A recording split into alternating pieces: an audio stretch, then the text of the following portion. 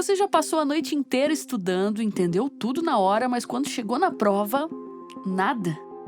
Você relê suas anotações 10 vezes, marca o texto todo de amarelo, assiste às aulas com atenção total, mas na hora H o conhecimento simplesmente evapora da sua cabeça como se nunca tivesse existido. O problema não é a falta de inteligência, falta de esforço ou memória ruim. O problema é que ninguém te ensinou como seu cérebro realmente aprende. A dura verdade é que a maioria dos estudantes usa técnicas de estudo que a neurociência já provou serem ineficazes. Pior ainda, essas técnicas não só desperdiçam seu tempo, elas criam uma ilusão perigosa de que você está aprendendo, quando na verdade está apenas reconhecendo informações temporariamente. Como assim? Pensa comigo.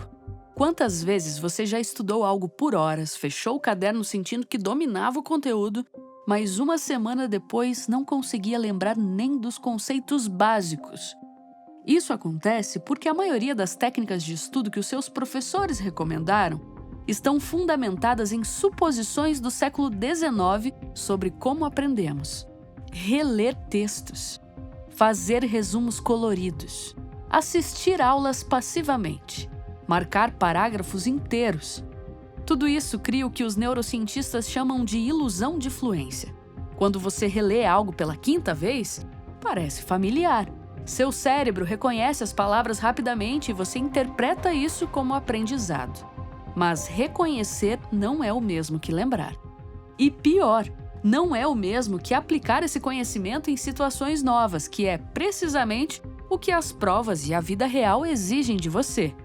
Hoje você vai descobrir 10 dicas baseadas em décadas de pesquisa em neurociência que vão transformar sua forma de estudar. Você vai aprender a trabalhar a favor da biologia do seu cérebro, não contra ela. Você vai ter um plano de ação concreto que pode começar a testar hoje mesmo. Vamos começar pelo erro mais comum. O que você provavelmente está fazendo nesse momento?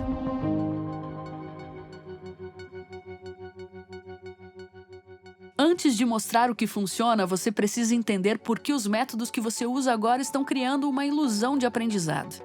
Se você não quebrar esse hábito primeiro, as técnicas corretas não terão o impacto esperado. Vamos começar com o método que a maioria dos estudantes usa como principal estratégia. Reler o mesmo conteúdo repetidamente é provavelmente a técnica mais usada no mundo. E também a mais ineficaz. Parece lógico. Quanto mais você vê algo, mais você aprende. Só que em 2008, os pesquisadores Karpik e Rodger conduziram um estudo revolucionário que mudou completamente nossa compreensão sobre o aprendizado. Eles descobriram que estudantes que reliam textos se sentiam confiantes, achavam que dominavam o conteúdo, mas quando testados uma semana depois, seu desempenho era significativamente inferior ao de estudantes que usaram outras técnicas. O que acontece no seu cérebro quando você relê? Você cria familiaridade, não aprendizado. E é essa familiaridade que te engana. Quando você relê pela 3ª vez e o texto flui suavemente nos seus olhos, seu cérebro interpreta isso como conhecimento consolidado. Isso significa que você perde tempo e é ativamente enganado pelo seu próprio cérebro a achar que está preparado quando não está.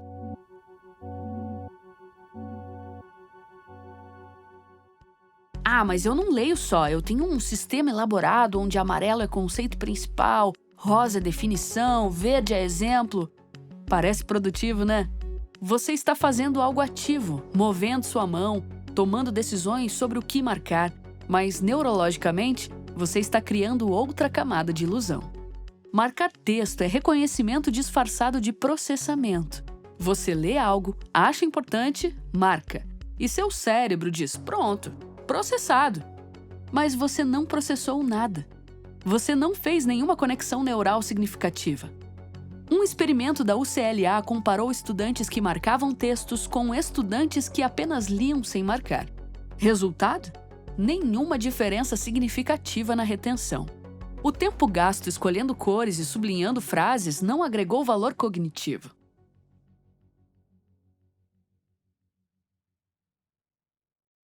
E finalmente a terceira ilusão, assistir aulas. Você está lá, prestando atenção, fazendo anotações palavra por palavra do que o professor diz. Você acha que está absorvendo conhecimento, mas seu cérebro está no modo receptor, não processador.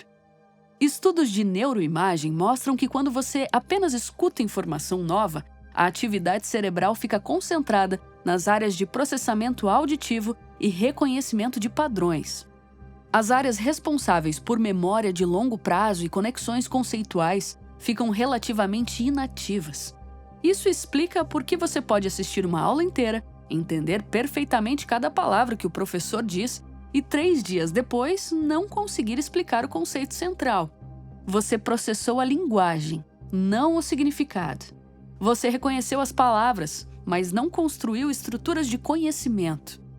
Nossas primeiras 3 dicas foram as armadilhas que você deve evitar, porque criam a ilusão de que você está estudando quando na verdade está criando familiaridade temporária. Agora, vamos ao que realmente importa.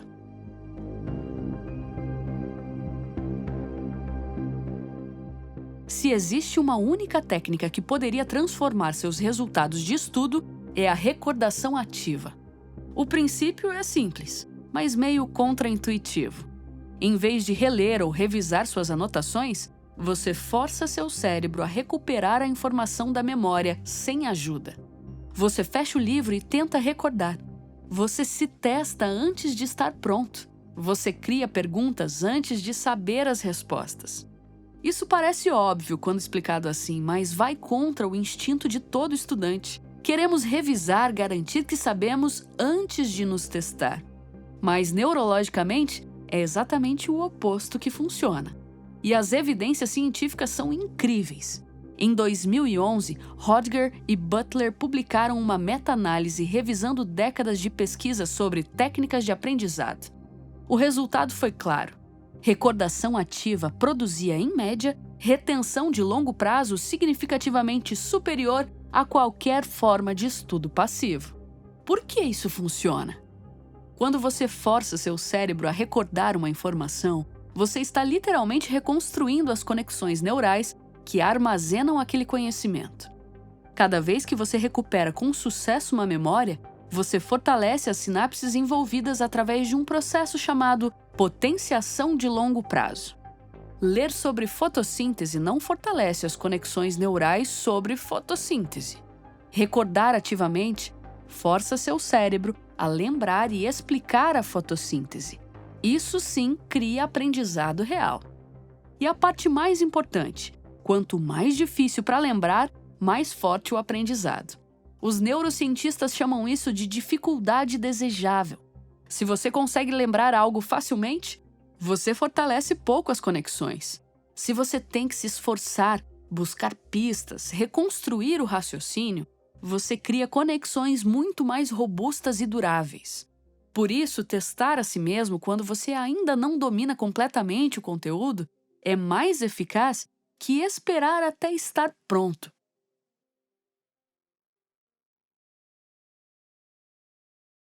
Agora vamos à aplicação mais prática e poderosa de recuperação ativa: flashcards. Pode até parecer bobagem, mas a ciência mostra que flashcards bem feitos, em combinação com a repetição espaçada, que eu vou explicar daqui a pouco, são ferramentas poderosas para o aprendizado. Agora, o que é um flashcard bem feito? Um flashcard eficaz não é uma pergunta simples de sim ou não. É uma pergunta que força você a recuperar conceitos, fazer conexões e explicar processos. Por exemplo, um flashcard ruim seria: qual a capital da França? Paris. Um flashcard bom seria: por que Paris se tornou o centro cultural da Europa no século XVIII? Explique 3 fatores históricos. Você vê a diferença? Um testa reconhecimento, a famosa decoreba. O outro testa compreensão, síntese e análise. Essa é uma forma de você não perder tempo revisando o que você já sabe. Você foca no que está na fronteira do esquecimento. Até aqui você já entendeu o princípio. Seu cérebro aprende quando recupera ativamente, não quando reconhece passivamente. Mas a recuperação ativa sozinha resolve metade do problema. Porque se você recupera uma informação hoje e nunca mais olha para ela, você vai esquecer. Por isso que vamos falar agora do método de estudo de um vencedor do Prêmio Nobel.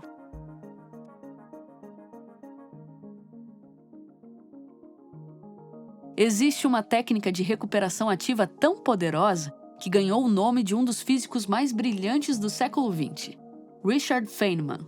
O método Feynman é simples. Escolha um conceito que você quer dominar e tente explicá-lo em voz alta como se estivesse ensinando para uma criança de 10 anos. Sem jargões técnicos, sem termos complicados, usando apenas linguagem simples e analogias do dia a dia. O que torna essa técnica tão eficaz é que ela expõe as lacunas do seu conhecimento. Quando você só lê ou assiste aulas, seu cérebro pode preencher os espaços vazios com suposições. Mas quando você tenta explicar, quando você precisa traduzir conceitos complexos em palavras simples, cada lacuna de compreensão se torna óbvia. Neurologicamente, isso funciona porque explicar ativa múltiplas regiões cerebrais simultaneamente.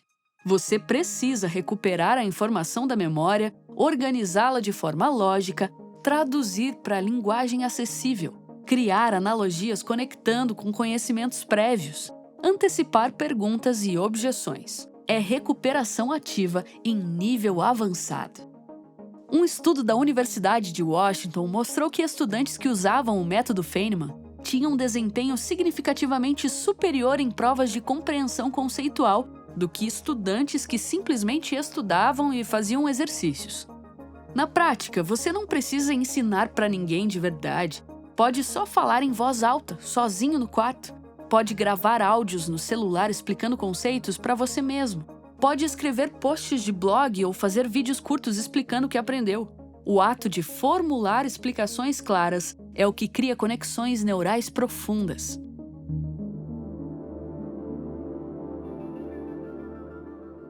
Agora vamos para uma técnica que a maioria das pessoas evita porque parece difícil demais. O instinto natural é estudar primeiro, depois praticar. Revisar todos os conceitos, garantir que você sabe tudo e só então tentar resolver os exercícios. Mas a ciência mostra que fazer o oposto é muito mais eficaz. Quando você tenta resolver um problema antes de dominar completamente o conteúdo, você cria aquela dificuldade desejável. Você força seu cérebro a trabalhar, buscar conexões, fazer tentativas, errar, ajustar. E cada erro que você comete é informação preciosa. Seu cérebro marca aquele erro como um alerta emocional que diz: presta atenção aqui, isso é importante. Um experimento clássico dividiu estudantes em 2 grupos estudando física. Um grupo estudava os conceitos primeiro, depois resolvia problemas. O outro grupo recebia os problemas primeiro, tentava resolver sem saber a teoria, errava e só então estudava os conceitos. Resultado? O segundo grupo teve desempenho significativamente superior em testes posteriores. Isso acontece porque quando você tenta algo e falha, seu cérebro fica estimulado a entender o porquê. Ele cria uma lacuna de conhecimento que clama por preenchimento. E quando você finalmente aprende o conceito correto, ele se encaixa nessa lacuna com muito mais força do que se tivesse simplesmente lido passivamente desde o início. Na prática, isso significa: pegue exercícios, provas antigas, problemas de aplicação e tente resolver antes de estudar a teoria. Pode parecer difícil e você vai errar muito, mas essas tentativas e erros vão te fazer aprender mais em menos tempo. Agora você tem um conjunto de técnicas de recuperação ativa, mas existe um problema que ainda não resolvemos. Não importa quão bem você aprenda algo hoje, você vai esquecer. E esquecer não é por falta de inteligência ou preguiça. É algo totalmente natural. Mas a boa notícia é que existe uma matemática exata para combater o esquecimento. E é isso que vamos aprender agora.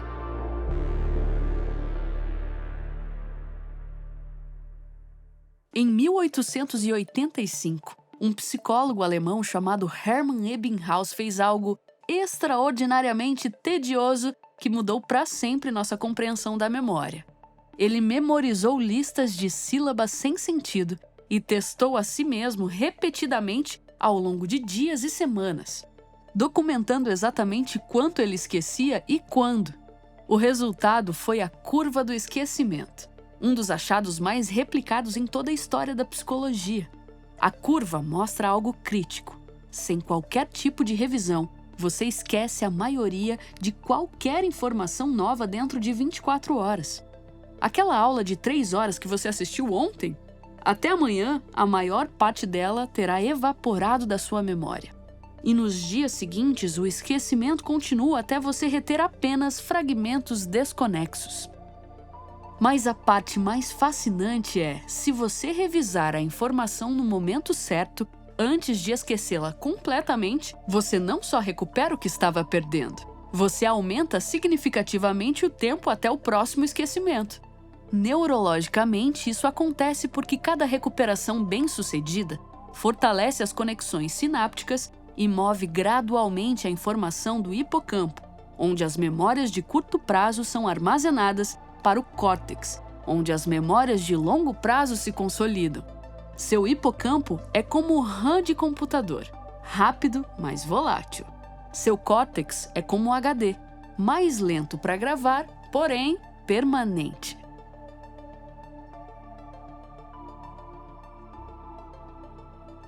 Qual é esse timing ideal na prática? Baseado em décadas de pesquisa, existe um padrão que funciona para a maioria das pessoas aprenderem. O sistema 1-3-7-30. Você aprende algo novo hoje e revisa usando recuperação ativa no dia seguinte. Primeira revisão. Depois revisa novamente 3 dias depois da primeira revisão. Segunda revisão. Depois 7 dias depois da segunda. Terceira revisão. E, finalmente, 30 dias depois da terceira. Quarta revisão. É muito importante ter um sistema, porque sem sistema você vai fazer o que todo mundo faz. Revisar as coisas que já sabe bem porque se sente confortável e evitar as coisas difíceis que mais precisam de revisão. O sistema força você a revisar justamente o que você está esquecendo. Após essas 4 revisões espaçadas, a informação está consolidada na memória de longo prazo com alta probabilidade de retenção permanente. O segredo está no timing da exposição. Seu cérebro precisa de tempo entre sessões para que a memória enfraqueça um pouco, criando a dificuldade que torna a próxima recuperação mais poderosa. Na neurociência, isso se chama consolidação dependente do sono. Enquanto você dorme entre as sessões de estudo, seu cérebro literalmente reproduz e reorganiza as memórias recentes, transferindo-as gradualmente para o armazenamento permanente. Estudar espaçado dá ao seu cérebro múltiplas oportunidades de fazer essa consolidação noturna. Estudar tudo de uma vez? Não dá.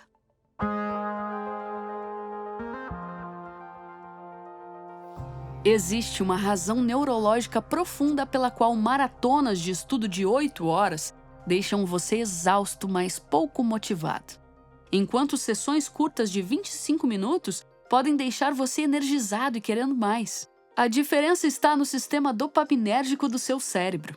Dopamina é a molécula da motivação, da antecipação, da busca, e ela funciona de uma forma muito específica que você pode usar ao seu favor. Seu cérebro libera dopamina quando você faz progresso mensurável em direção a um objetivo. Cada vez que você acerta um flashcard, cada vez que você explica um conceito corretamente, cada vez que você resolve um problema, seu cérebro recebe um microimpulso de dopamina que diz: "Isso está funcionando, continue!" E isso explica por que estudar 8 horas direto para uma prova daqui a um mês é psicologicamente desafiador, enquanto fazer 10 flashcards por dia e acertar progressivamente mais a cada sessão cria um ciclo de motivação. No primeiro caso, o objetivo está distante demais, então seu cérebro não recebe feedback dopaminérgico. No segundo, você tem dezenas de micro-vitórias por dia.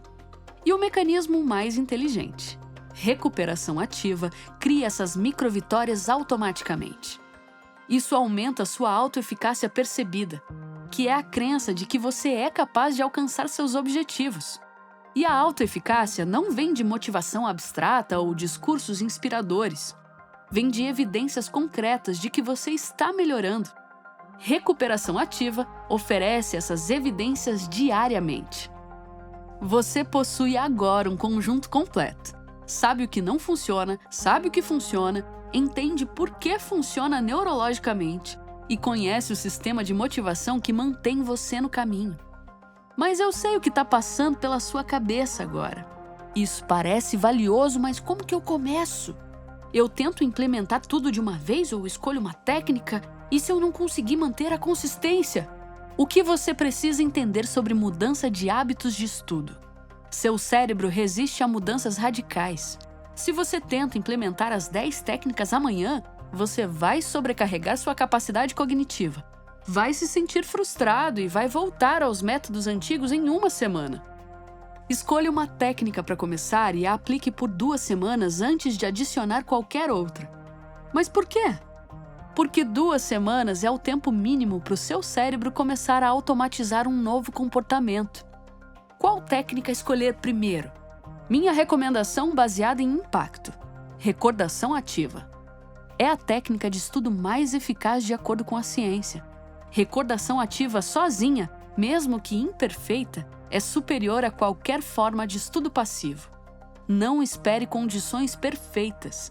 Não espere ter o sistema ideal, comece agora. Uma coisa crítica: quando você começar a usar essas técnicas, você vai perceber que está estudando menos horas que antes. Isso vai parecer errado. Você vai sentir culpa, como se estivesse sendo preguiçoso. Ignore essa sensação.